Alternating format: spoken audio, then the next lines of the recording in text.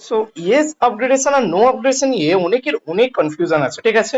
Upgradation যদি আমি বলি, আপগ্রেডেশন তো দুটো আপগ্রেডেশন আছে, ঠিক আছে। এবার ওর মধ্যে কি আছে, একটা ইয়েস আছে আর একটা নো আছে।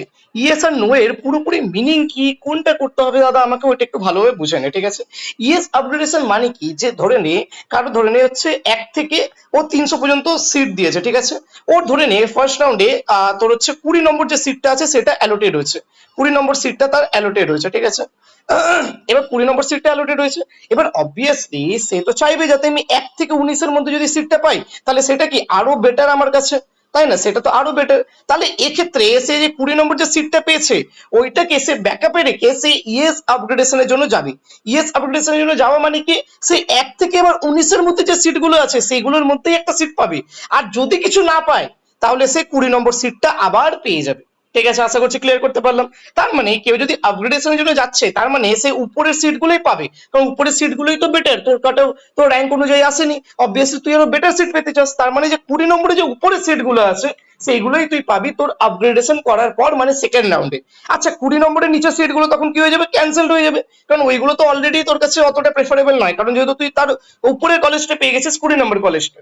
ঠিক আছে, এটা হয়ে গেলো ইয়েস আপগ্রেডেশনের ফান্ডা। আর নো আপগ্রেডেশন মানে কি, ধরে নি ওই ওই 20 নম্বর সিটটা পেয়েছে, ও বলছে দাদা আমি আর যাবো না, আমার আর ভালো লাগছে না, আমি 20 নম্বর সিটটা নিয়েই আমি আমার ফাইনাল অ্যাডমিশনটা আমি করবো বা লক করবো। তাহলে সে নো আপগ্রেডেশন করে তার যে সিটটা পেয়েছে সেটাকে লক করে দেবে। কিন্তু ভাই অবভিয়াসলি সবাইকে আমি সাজেস্ট করবো যে ইএস আপগ্রেডেশনের জন্য যা, কারণ দেখ ইএস আপগ্রেডেশনের জন্য গেলে কি হবে, তোর যে সিটটা তো ব্যাকআপে আছেই, এবার তার সঙ্গে হয়তো উপরের সিটগুলোর মধ্যে একটা পেয়ে যেতে পারিস, সেটা আরো বেটার হবে তোর জন্য।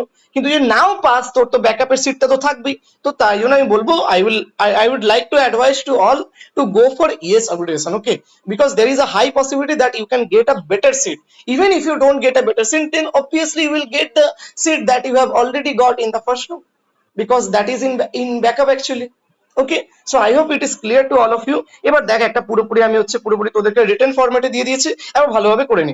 WBJ 2026 কাউন্সিল ইয়েস আপগ্রেডেশন আর নো আপগ্রেডেশনের। ইয়েস আপগ্রেডেশন মানে কি হচ্ছে, your current allotted seat is kept as backup, বুঝতে পারছিস। If you get a higher preferred choice, তার মানে 20 নম্বরের উপরে যে চয়েস গুলো আছে তবে তোর হচ্ছে ওই যে সিটটা আপগ্রেড হয়ে যাবে অটোমেটিক্যালি। আর if you don't get any better choice, মানে 20 নম্বরের উপরে যে সিট গুলো যেটা যদি না পাস, তাহলে তোকে ওই কারেন্ট যে সিট আছে ওটার সঙ্গে কন্টিনিউ করতে হবে, মানে ওটা ব্যাকআপে পেয়ে যাচ্ছিস আবার।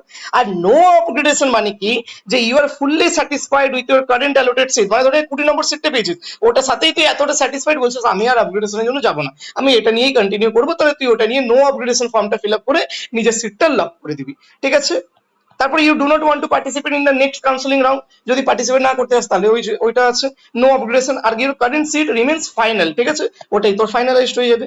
তো এইটা একটু তোর হচ্ছে ডিসক্লেমারটা পড়ে নিস, আর এটাই রইলো আপডেট। আশা করছি ভালো লেগেছে। থ্যাংকস টু অল, দেখা হচ্ছে অন্য কোনো ভিডিও।